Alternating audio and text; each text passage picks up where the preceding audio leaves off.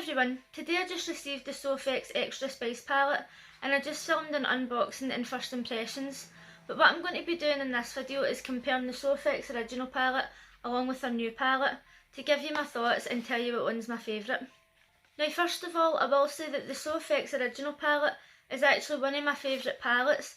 I do have a lot of new ones that I bought while I was on holiday that I haven't tried yet, but just for a day-to-day palette that you can use anytime, I think that this one really is my favourite. Now, one thing that I didn't like about the original palette was that the sleeve was slightly different from the box. Now, excuse how dirty this is because I actually use this all the time. But I know that a lot of people don't think that it matters if the sleeve matches the box, but for me, I like it to be exactly the same. So as you can see here, the sleeve on the original one had a little bit of design on it and the box was more plain. Now, I realise that that's not really a big deal, but that's just my preference.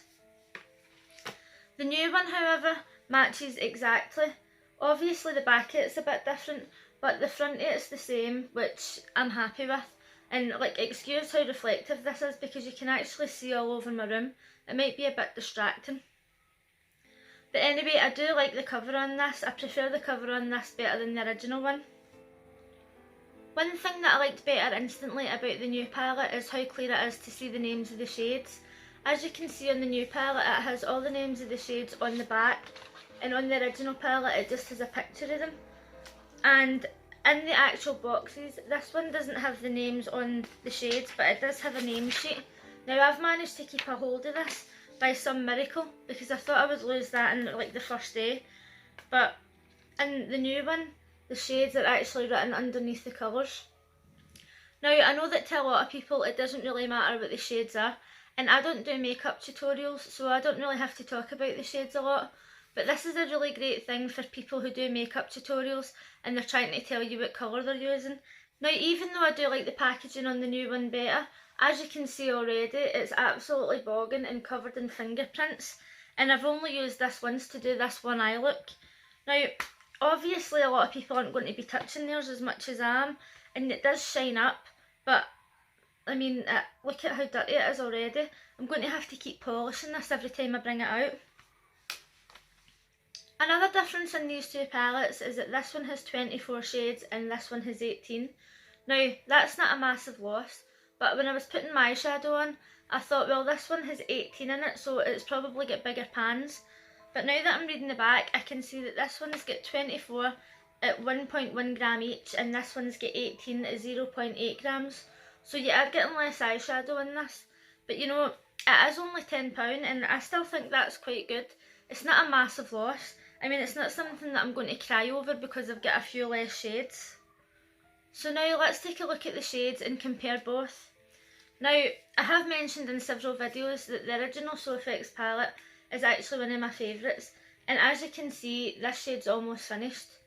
Now, one of the things that I like about this palette the most is the transition shades that are available, and for me that would be this one and these two here.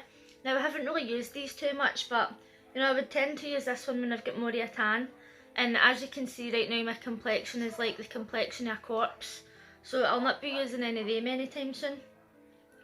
Now looking at this you would think that I hardly ever use it, but I actually use this palette all the time. I haven't really used these shades here because like they're kind of more neutral colours, and you know, I'm not really into neutral colours that much, but I have been trying to use these ones a little bit. As for this one here, this is one of the shades that I actually bought this palette for because it looked as if it was like a kind of like a petrol colour, but when I see other people using it online it turns this really stunning colour, but when I put it on my skin it just looks like a mixed brown colour, and it's really not nice on my skin at all. But as for the rest of these ones here, I do try and use these quite a lot. Now if you've watched any of my videos in the past you'll know that I love wearing blue. Blue eyeshadow and probably purple are my favourite colours to wear. Now as you can see here there really is only one purple, and the lighting in here it just makes this look crap, but this is a really stunning purple colour and I do wear this one quite a lot. And I didn't actually try and wear orange eyeshadow for the first time until I got this palette, and I really liked the colour of these ones to try.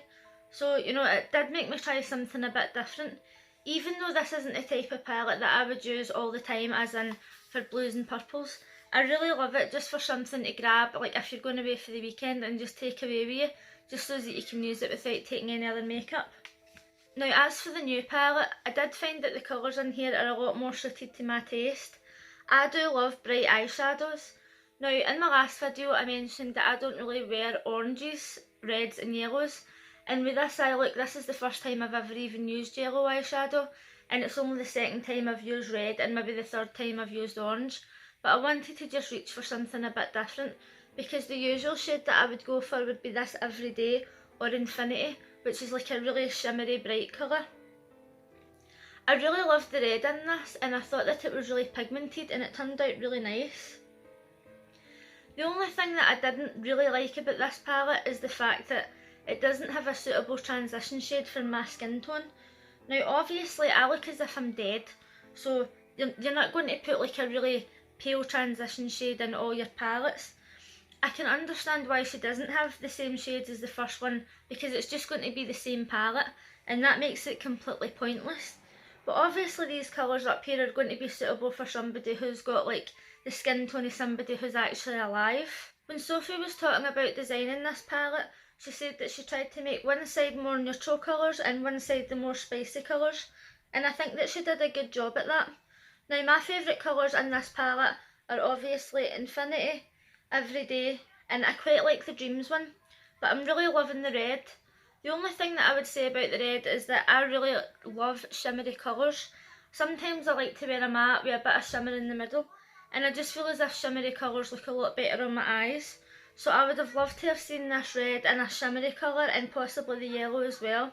But I mean, you can't really complain. Like I said, for £10 you're getting a good selection here, and these colours are actually really bright. Looking at both of these palettes together, I do find it quite difficult to compare them and decide what one is the best, because I feel as if this one's really more summery. I don't know if that was the intention, but it really is. It's a lot more summery and it is spicy, just like the name. And you know, it's really good just for like to put something on that's maybe a bit different. This one here has obviously got a lot more muted colours in it and a lot more natural colours as well. But I love this because of the transition shades that I can use.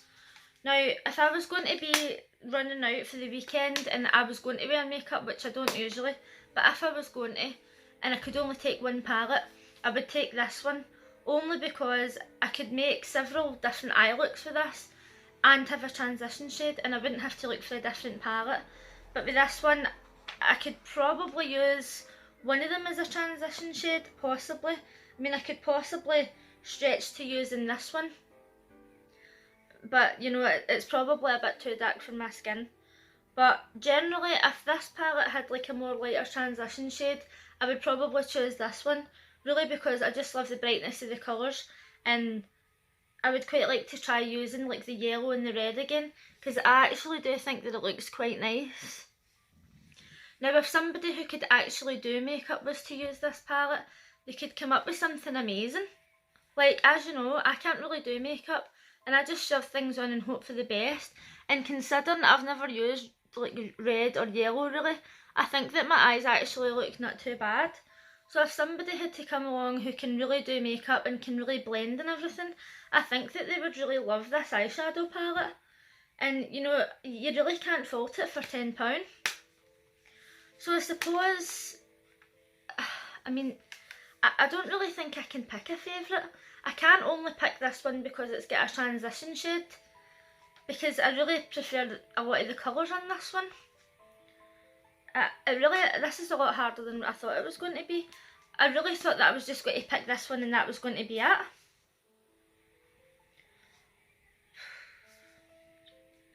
One of the things that I really love about both of these palettes is the size of the mirror.